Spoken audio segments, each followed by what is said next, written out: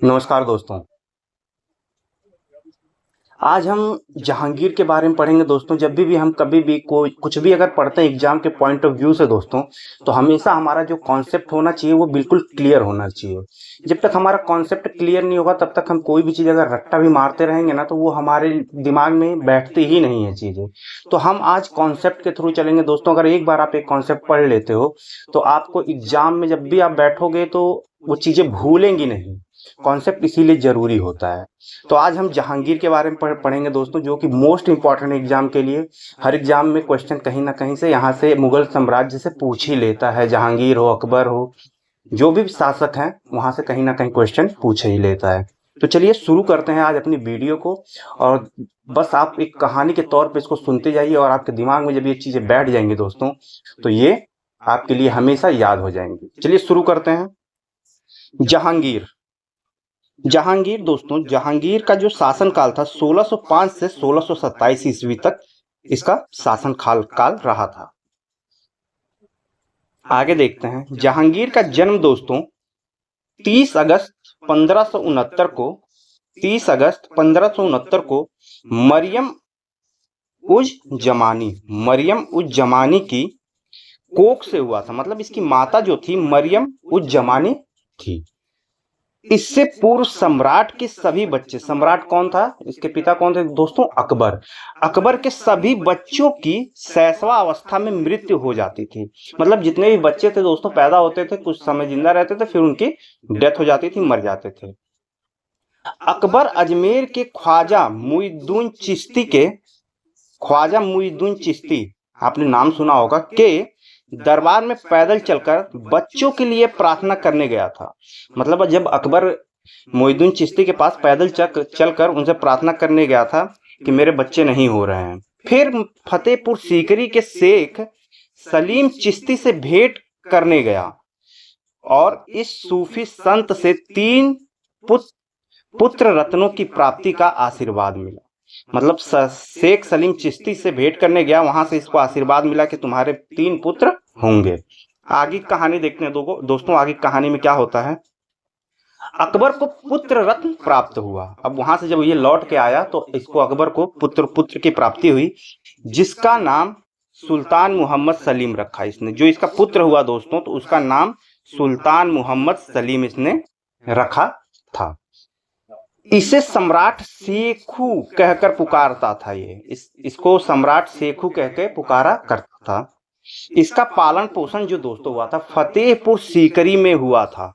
इसका पालन पोषण जो हुआ था फतेहपुर सीकरी में हुआ था। दोस्तों ये मेरे द्वारा नोट्स बनाए गए हैं और ये नोट्स आपके लिए बहुत ही इंपॉर्टेंट है, आप बस देखते जाओ। बैरम खां के पुत्र, बैरम खां का जो पुत्र था दोस्तों, जब अकबर बैरम खां की मृत्यु होने के बाद उसकी पत्नी और उसके बच्चे को अपना लेता है, तो ये बैरम खां का जो पुत्र था दोस्तों इसका नाम था अब्दुल रहीम खान खाना। अब्दुल रहीम खान खाना इसका पुत्र था।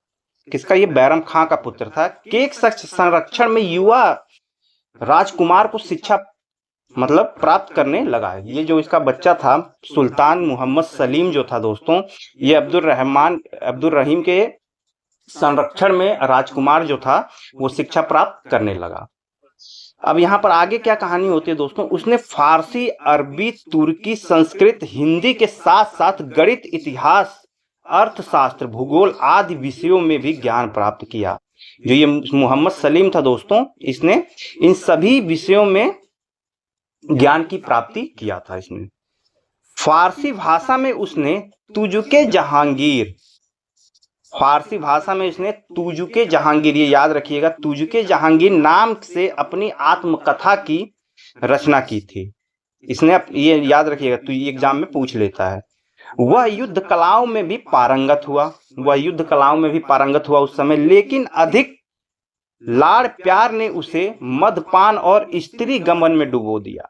मतलब बहुत ज्यादा उसका लाड़ प्यार, क्योंकि अकबर के भाई बच्चे हो नहीं रहे थे तो उसका लाड़ प्यार बहुत ज्यादा किया गया तो वो बिगड़ गया, मदपान और स्त्री गमन में डूब गया। आगे देखते हैं। सलीम का 13 फरवरी 1585 में 13 फरवरी 1585 में राजा भगवान दास की पुत्री मानबाई के साथ हिंदू और मुस्लिम दोनों रीतियों से विवाह हुआ। इसका सलीम का दोस्तों 13 फरवरी 1585 में राजा भगवान दास की पुत्री मानबाई के साथ हिंदू और मुस्लिम दोनों रीतियों से इसका शादी हो गई इसकी। अब इसके बाद देखते हैं आगे क्या होता है। इस विवाह से खुसरो का जन्म हुआ। इसके विवाह से किसका जन्म हुआ दोस्तों? खुसरो का जन्म हुआ। लेकिन सलीम ने अनेक शादियां की तथा अनेक रखेले भी रखी। राजकुमार परवेज तथा खुर्रम का जन्म अन्य रानियों से हुआ था। राजकुमार परवेज तथा खुर्रम का जन्म अन्य रानियों से हुआ था दोस्तों। अब आगे देखते हैं क्या होता है। सलीम को 1571 ईस्वी में दोस्तों सलीम को 10,000 मनसब पद प्राप्त हुआ। 10,000 मनसब पद प्राप्त हुआ।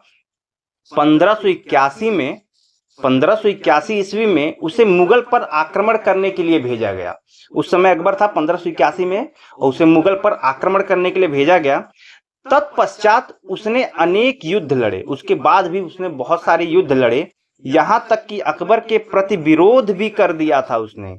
यहाँ तक कि उसने अकबर के प्रति ही विरोध कर दिया था, अपने बाप के प्रति, अपने पिता के प्रति ही उसने विरोध कर दिया था। लेकिन अंततः 24 अक्टूबर 1605 में दोस्तों अकबर की मृत्यु के पश्चात वह सिंहासन पर बैठा। 24 अक्टूबर 1605 की जब मृत्यु हुई अकबर की, उसके बाद वह सिंहासन पर बैठा। अपना नाम मोइनुद्दीन मोहम्मद जहांगीर बादशाह गाजी धारण किया उसने। यहां से उसने नाम अपना ये धारण किया। जहांगीर के नाम से उसने सम्राट बनते ही 12 अध्यादेश जारी किए। उसने 12 रूल्स जारी कर दिए दोस्तों। वो रूल्स क्या क्या थे देखते हैं। उसने कहा तमगा नामी महसूल बंद करवा दी। तमगा नामी महसूल बंद करवा दिया उसने। सड़कों के किनारे सराय, मस्जिद और कुएं के निर्माण का आदेश दिया था उसने। सड़कों के किनारे सराय, मस्जिद और कुएं के निर्माण का आदेश दिया उसने। आगे देखते हैं। व्यवसाय की जानकारी के बिना सामान की गांठ खोलना बंद करवा दिया। मतलब जब जो व्यापारी हुआ करते थे, बिना उनकी जानकारी के बिना कोई भी उनके सामान की गांठ नहीं खोल सकता था। मृत्यु के पश्चात संपत्ति उसके पुरुष उत्तराधिकारी को मिलनी चाहिए, और पुरुष उत्तराधिकारी न होने पर संपत्ति पर अधिकार कर लिया जाएगा। तो यहाँ पर इसका क्या कहना था दोस्तों कि अगर जिसका पुरुष कोई उत्तराधिकारी नहीं होगा, जो मान लो किसी का बेटा नहीं होगा, तो उसकी जो संपत्ति हो जाएगी मरने के बाद, वो ये खुद ही कब्जा कर लिया करता था। शराब तथा अन्य वस्तुओं का उत्पादन और क्रय निषिद्ध हो गया। राज कर्मचारी बलपूर्वक किसी की संपत्ति पर अधिकार नहीं कर सकते थे। जो राज कर्मचारी हुआ करते थे, बलपूर्वक किसी की संपत्ति पर अधिकार नहीं किया कर सकते थे दोस्तों। नाक और कान काटने का दंड अवैध होगा। नाक और कान काटने का दंड अवैध होगा। कृषकों की भूमि पर बलपूर्वक अधिकार निषिद्ध होगा। यहां पर भी इसने रोक लगा दी। आगे देखते हैं। परगनाधीश या जागीरदार को विवाह के लिए सम्राट का आज्ञा लेना आवश्यक था। जो जमींदार या परगनाधीश जो हुआ करते थे, उनको अगर शादी करनी होती थी तो उसको सम्राट का आदेश लेना पड़ता था दोस्तों। निर्धन एवं असहायों की चिकित्सा सरकारी औषधालयों में मुफ्त होगी। मतलब उनकी दवाएं जो मुफ्त होगी निर्धन और असहायों के दोस्तों। इसने ये भी कर दिया। आगे क्या किया। वर्ष के कुछ दिनों पशु हत्या निषिद्ध होगी। वर्ष में कुछ दिन ऐसे होंगे जहां पे पशु हत्या निषिद्ध होगी। विशेषतः रविवार को जब अकबर का जन्म हुआ, और शुक्रवार को जब जहांगीर सिंहासन पर बैठा था। इस समय उसने पशु हत्या पर प्रतिबंध लगा दिया था दोस्तों। आगे देखते हैं। अकबर द्वारा नियुक्त सभी अधिकारी अपने स्थानों पर बने रहेंगे। अकबर द्वारा नियुक्त सभी अधिकारी अपने स्थानों पर बने रहेंगे। जहांगीर ने अपनी प्रजा की सुविधा के लिए यमुना तट के एक सार्वजनिक स्थान से आगरे के शाही बुर्ज तक सोने की जंजीर से घंटियां लटकवाईं। जिसे कोई भी न्याय के लिए बजाकर सम्राट तक अपनी प्रार्थना प्रेषित कर सकता था। उसने घंटियां लगवा दी दोस्तों, सम्राट तक कोई भी अपनी प्रार्थना पहुंचा सकता था। जहांगीर के लिए पहली समस्या उत्पन्न हुई जब उसके अति प्रतिभाशाली आकर्षक व्यक्तित्व वाले पुत्र ने विद्रोह कर दिया। सबसे बड़ी समस्या उसको जब उत्पन्न हुई जब उसके अति प्रतिभाशाली आकर्षक व्यक्तित्व वाले पुत्र ने उसके खिलाफ ही विद्रोह कर दिया था दोस्तों, क्योंकि अकबर मान सिंह, अबुल फजल तथा अजीज कोका खुसरो को ही सम्राट बनाना चाहते थे। ये बात थी दोस्तों। अब आगे देखते हैं। खुसरो 16 अप्रैल 1606 ईस्वी को आगरा से 350 अश्वारोहियों के साथ दिल्ली की ओर बढ़ा। अश्वारोहियों के साथ दिल्ली की ओर बढ़ा था दोस्तों 16 अप्रैल 1606 को। मिर्जा हसन बेग भी 300 अश्वारोहियों के साथ उससे आ मिला। दिल्ली से वह लाहौर की ओर बढ़ा। अब उसके साथ 1200 अनुयायी हो गए। अब उसके साथ 1200 अनुयायी हो गए थे दोस्तों। सिख गुरु अर्जुन सिंह से तरन तारन में आशीर्वाद प्राप्त किया। लाहौर के दीवान अब्दुल रहमान ने उसका साथ दिया, लेकिन वहां के सूबेदार ने उसका विरोध किया दोस्तों। तब जहांगीर ने शेख फरीद को इस विद्रोही राजकुमार को पकड़ने के लिए भेजा। किसको भेजा था? शेख फरीद को भेजा था दोस्तों। तत्पश्चात स्वयं भी लाहौर पहुंचा। उसके बाद ये खुद भी लाहौर पहुंचा। मई 1607 ईस्वी में खुसरो को पकड़कर आगरा लाया गया। अब 1607 ईस्वी में खुसरो को पकड़ के आगरा लाया गया दोस्तों। उसके अनुयायी भी पकड़े गए, जो उसके साथ जा रहे थे उस समय वो भी पकड़े गए, कुछ मारे गए तथा अंततः खुसरो की भी कारावास में मृत्यु हो गई। खुसरो की भी कारावास में मृत्यु हो गई दोस्तों। खुसरो को आशीर्वाद देने तथा उसका समर्थन करने के कारण जहांगीर ने गुरु अर्जुन देव को भी मरवा दिया था दोस्तों। जहांगीर ने गुरु अर्जुन देव को भी मरवा दिया उस समय, क्योंकि उन्होंने समर्थन उसका दिया था। अब कहानी आगे बढ़ती है दोस्तों। जहांगीर के जीवन काल की सबसे प्रमुख घटना उसकी नूरजहां से मुलाकात तथा निकाह था। सबसे मुख्य प्रमुख घटना हुई थी दोस्तों जब नूरजहां से इसकी मुलाकात होती है जहांगीर की। तो नूरजहां एक फारसी सरदार गयास बेग की बेटी थी।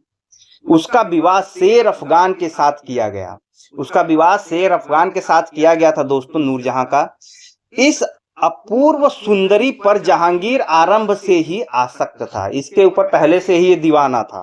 कहा जाता है कि उसने शेर अफगान की हत्या करवा दी थी दोस्तों। शेर अफगान जो उसके पिता थे उसकी हत्या करवा दी थी। नहीं, शेर अफगान जिससे उसकी शादी हुई थी उसकी हत्या करवा दी थी तथा अपनी विमाता सलीमा की देख रेख में नूरजहां एवं उसकी बेटी लाडली बेगम को 1607 ईस्वी में शाही महल में रख लिया। जहांगीर ने 1611 ईस्वी में विधिवत विवाह किया। फिर नूरजहां से इसने विधिवत विवाह किया तथा उसे Noorjahan light of the world का खिताब प्रदान किया। नूरजहां मतलब कि लाइट ऑफ द वर्ल्ड का खिताब प्रदान किया। नूरजहां एक उदार हृदय की विदुषी महिला थी दोस्तों। वो बहुत अंदर से अच्छी थी। उसे निर्धनों, यतीमों, प्रतियक्ताओं, विधवाओं और विद्वानों की यथासंभव सहायता की। दूसरी ओर असीम सौंदर्य की मलिका ने अपने श्रृंगार, प्रसाधन, वेशभूषा और अलंकारों के कारण एक अमिट छाप छोड़ी थी उसमें। अब आगे कहानी बढ़ती है दोस्तों। जहांगीर के गिरते हुए स्वास्थ्य के कारण नूरजहां शासकीय कार्यों में भी भाग लेने लगी। अब जहांगीर का यहाँ पर स्वास्थ्य बिगड़ने लगा था दोस्तों, तो नूरजहां जो शासकीय कार्य होते थे उसमें भी भाग लेने लगी थी। नूरजहां के प्रभुत्व के कुछ अच्छा और कुछ बुरा भी हुआ। नूरजहां के प्रभाव के कारण ही जहांगीर ने अफीम तथा शराब की मात्रा कम कर दी। जहांगीर ने अफीम और शराब की मात्रा लेना कम कर दिया था। उसने जहांगीर को आत्मकथा लिखने के लिए प्रोत्साहित किया। चित्रकला के प्रति रुझान भी नूरजहां की ही देन है दोस्तों। नूरजहां ने शिक्षा के क्षेत्र में भी योगदान प्रदान किया था।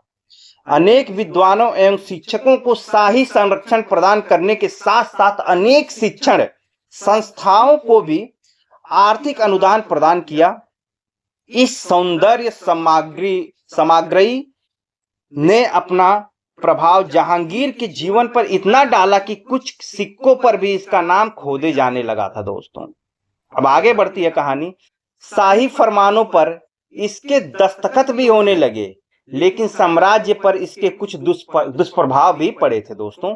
उसके काल में दरबार में दलबंदी हो गई। आरंभ में वह शहजादा खुर्रम के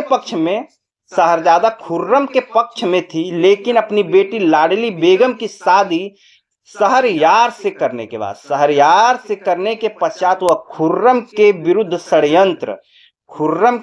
षड्यंत्र करने लगी, जिसके परिणाम स्वरूप खुर्रम ने अपने पिता के विरुद्ध विद्रोह कर दिया। खुर्रम की 1623 में बलोचपुर नामक स्थान पर पराजय हुई थी दोस्तों, जहां से खुर्रम भागकर मालवा चला गया। वहां से खुर्रम भाग के मालवा चला जाता है, वहां से तेलंगाना पहुंच गया वो। 1625 ईस्वी में दोस्तों वह बीमार पड़ गया तथा जहांगीर को क्षमा याचना पत्र लिखा एवं अतीत की भूलों की माफी मांगी। इसका उत्तर सम्राट ने स्वयं अपने हाथों से लिखा। उसके अनुसार जहांगीर ने खुर्रम के पुत्रों खुर्रम के पुत्र कौन थे दोस्तों? दारा सिको तथा औरंगजेब को दरबार में भेज देने की आज्ञा दी। अब यहाँ पर कौन आता है? दारा सिको और औरंगजेब दरबार में आते हैं दोस्तों। अब आगे कहानी बढ़ती है दोस्तों। साथ ही रोहतास असीरगढ़ के किलों की वापसी मांगी। खुर्रम ने इस आज्ञा का पालन किया। इस प्रकार जानो माल की अपार क्षति के पश्चात यह विद्रोह समाप्त हुआ था दोस्तों। अब कहानी फिर आगे बढ़ती है दोस्तों। महावत खां का विद्रोह, ये बहुत इंपॉर्टेंट है। जहांगीर ने अपने राज्यारोपण के समय महावत खां को 1500 मनसब प्रदान की थी। इसने 1500 मनसब प्रदान किया था दोस्तों। जहांगीर के प्रति वह अभी वफादार था। अंततः वह 1622 ईस्वी तक 6000 जात तथा 5000 सवार का मनसब हो गया था। उसने बहुत बड़ी अपना जो साम्राज्य था उसको धीरे धीरे फैलाना शुरू कर दिया था, लेकिन शासन पर नूरजहां के बढ़ते हुए प्रभाव को लेकर नाराज था। वो जो शासन पे जो नूरजहां का बढ़ता हुआ प्रभाव था दोस्तों, उसकी वजह से वो बहुत नाराज था। नूरजहां अपने दामाद शहरयार को उत्तराधिकारी बनाना चाहती थी, लेकिन महावत खां छोटे राजकुमार परवेज को उत्तराधिकारी पद पर बैठाना चाहता था। अब यहाँ पर क्या होता है, परवेज जो था दोस्तों, परवेज भी महावत खां के संरक्षण में रहा था। नूरजहां ने दोनों को पृथक करने के मकसद से महावत खां को बंगाल का सूबेदार बनाकर वहां जाने की आज्ञा दे दी इसने। अब देखिए क्या षड्यंत्र चल रहा है यहाँ पर। इससे पहले महावत खां बंगाल जाता, नूरजहां ने उस पर अनेक घृणित और अपमानजनक आरोप लगाकर सम्राट के पक्ष में उसकी छवि बिगाड़ दी थी। अब महावत खां उसकी छवि तो बिगाड़ दी। अब महावत खां स्वाभिमानी योद्धा था। उसने 1626 ईस्वी में प्रशिक्षित 4-5 हजार राजपूत योद्धाओं के साथ झेलम के समीप आराम करते हुए सम्राट और नूरजहां, मतलब जहांगीर और नूरजहां को घेर कर बंदी बना लिया इसने भाई। अब बंदी बनाने के बाद लेकिन नूरजहां ने अपनी बुद्धिमत्ता से जहांगीर को महावत खां से कूटनीति से व्यवहार करने का परामर्श दिया। अब यहाँ पर इसने नूरजहां ने बुद्धि लगाई दोस्तों। अब आगे क्या होता है, जहांगीर ने महावत को प्रेम पूर्वक वश में कर लिया। अब यहाँ पर जहांगीर ने प्रेम के साथ उससे महावत खां से बात किया, उसको अपने वश में कर लिया। महावत खां सम्राट के इस व्यवहार को सत्य समझ बैठा, लेकिन नूरजहां ने महावत खां से बदला लेने के लिए एक शक्तिशाली गुट तैयार कर लिया उसी समय। और उस समय महावत खां को इसका पता चल गया, वह खुर्रम के पास भाग गया। इस प्रकार महावत खां के विद्रोह का दोस्तों अंत हो गया। खुर्रम खां के पास भाग गया वो। अब आगे क्या होता है दोस्तों, जहांगीर के मानसिक एवं शारीरिक स्वास्थ्य में निरंतर क्षीणता आ रही थी, उसका बिगड़ रहा था स्वास्थ्य। खुर्रम एवं महावत खां के विद्रोह ने उसे और भी कमजोर कर दिया था, वो बहुत ज्यादा कमजोर हो चुका था।